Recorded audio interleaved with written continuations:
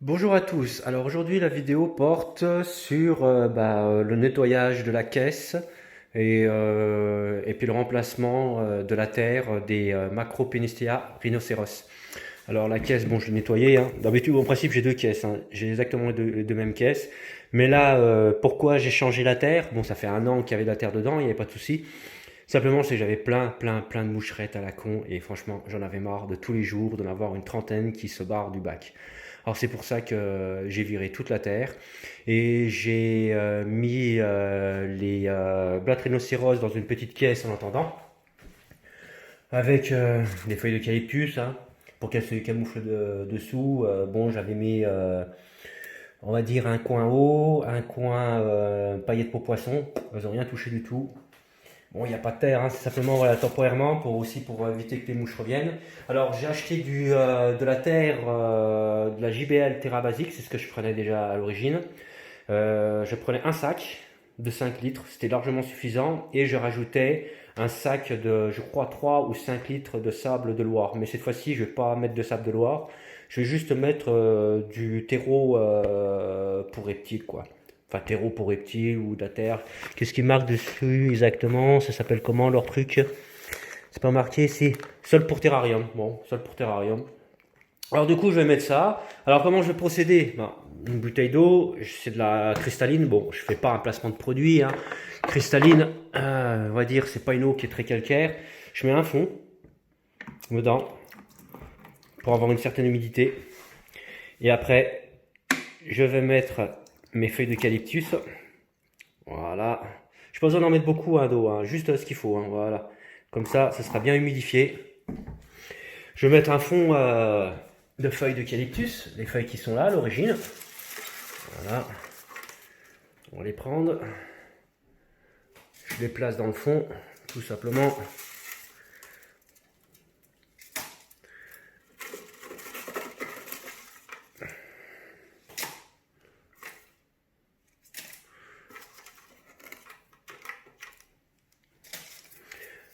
Voilà, bon, je mets un fond, tout simplement. Je tasse bien. Bon, il y a un peu de flotte dans le fond, c'est très bien. Je pense qu'il y a assez de flotte. Oui, ça ira très bien. Alors, les blattes, les voici. Je vais vous les prendre en main. Regardez un peu la taille, comment elles ont grossi. Alors ça, je pense que ça doit être le mâle, parce que c'était souvent celui-là qui allait à l'extérieur. Regardez-moi ce beau bébé. Elle est belle, hein? Bien grossi. Bon, ça va faire un peu plus d'un an que je les possède. Elles ont un an et 6 mois exactement.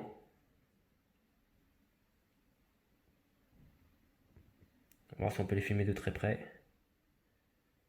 Elle est bien calme, c'est super. Alors, je ne sais pas comment on différencie le mâle de la femelle, parce que j'ai regardé justement dessous au niveau du cul de l'abdomen. Il n'y a aucune différence entre les deux. Mais il y a une légère forme au niveau de l'abdomen. Le mâle a l'air d'être un peu plus large ou la femelle. On va la retourner.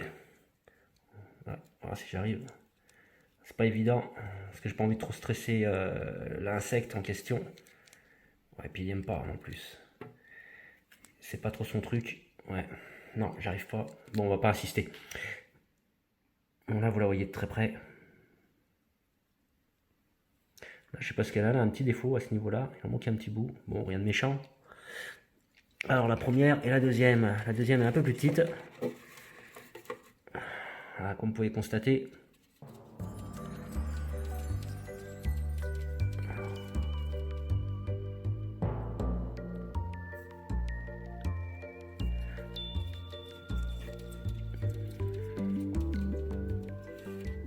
Est-ce que j'arrive à filmer correctement?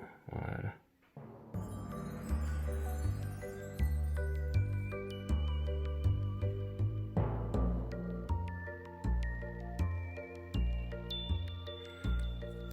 Non, impossible de la mettre à l'envers.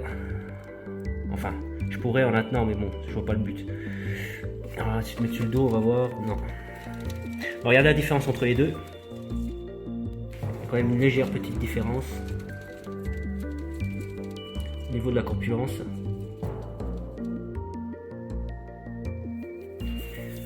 Bon bah voilà, au niveau des blattes des Macropellistea rhinocéros. Alors du coup, bah, je vais vous reprendre après parce que je vais mettre le sable, je vais l'étaler. Bah, je vous reprends juste derrière. Allez, à tout de suite. Et bien me voilà après avoir tassé la terre. Alors comme voilà, un sac de 5 litres comme je vous avais dit. Vous voyez que le fond est bien humide, c'est très bien. Au-dessus est sec, ça permettra, bah, ça évitera que les feuilles pourrissent. Alors du coup, je vais tasser après la main pour que ce soit un peu plus compact. Et puis là, maintenant, je vais introduire bah, les deux blattes, tout simplement. Alors, j'ai une manière de faire, c'est que je prépare un petit trou. Voilà. Je vais en mettre une là, et puis l'autre, on va la mettre par là. Voilà. D'avoir fait un petit trou. J'ai juste à leur poser la tête à ce niveau-là, puis elles rentrent toutes seules dans la terre. On va voir si ça marche toujours. On va prendre une au pif. Voilà. Alors, hop là. Ah, elle n'a pas trop compris le truc. Je me suis fait avoir, j'ai peut-être pas fait assez profond. Alors on va réessayer de nouveau. Voilà, allez viens là toi. Voilà. Là logiquement ça devrait être bon.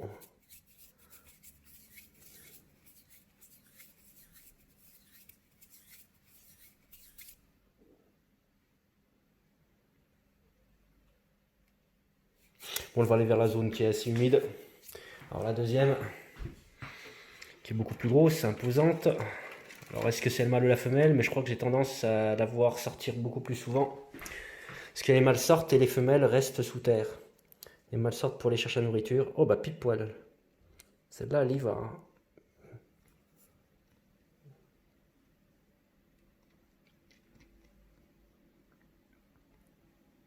On voit des petites buttes un peu comme les taupes. En plus, bah, la terre va absorber le fond d'eau qu'il y a. Ça se permet, bah, justement, vu qu'elle est compacte, elle sera plus dure et puis ça leur permettra de faire des galeries puis qui vont tenir. Après, il ne me restera plus qu'à vaporiser avec un peu d'eau distillée. Je n'utilise pas de l'eau du robinet parce que ça fait des dépôts calcaires. De l'eau distillée, je vaporise dessus. Ça rentrera en terre et ça permettra justement de solidifier la terre. Bon, bah, en tout cas, bah, elles sont retournées dans leur petit milieu. Et je pense que c'est reparti pour un an. Puis d'ici un an, à part bien sûr, si j'ai pas de moucherette, j'ai pas besoin de changer la terre, quoi.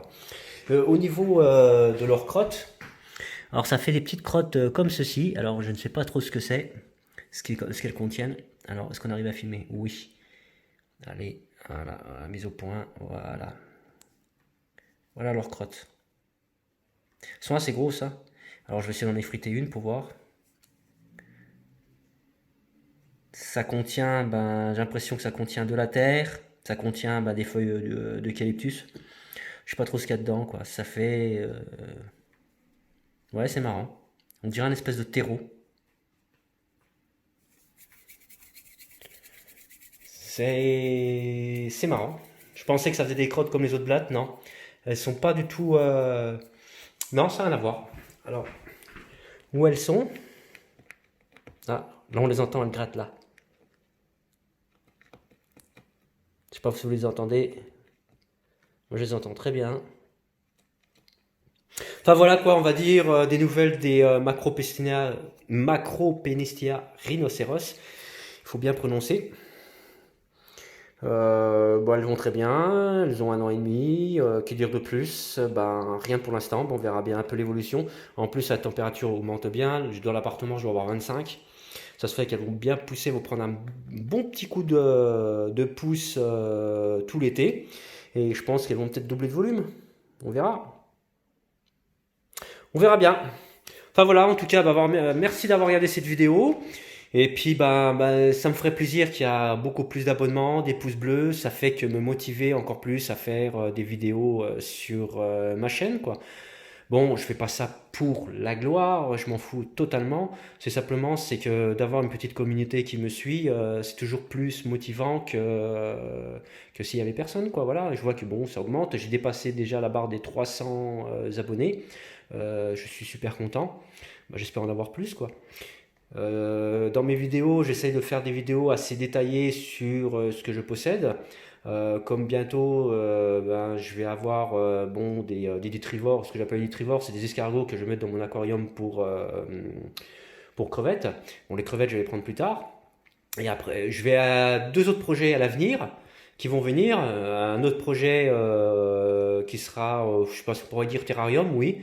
Un projet terrarium, puis un autre projet aquarium. Voilà. Et ben, la suite dans les prochaines aventures. À plus, les amis.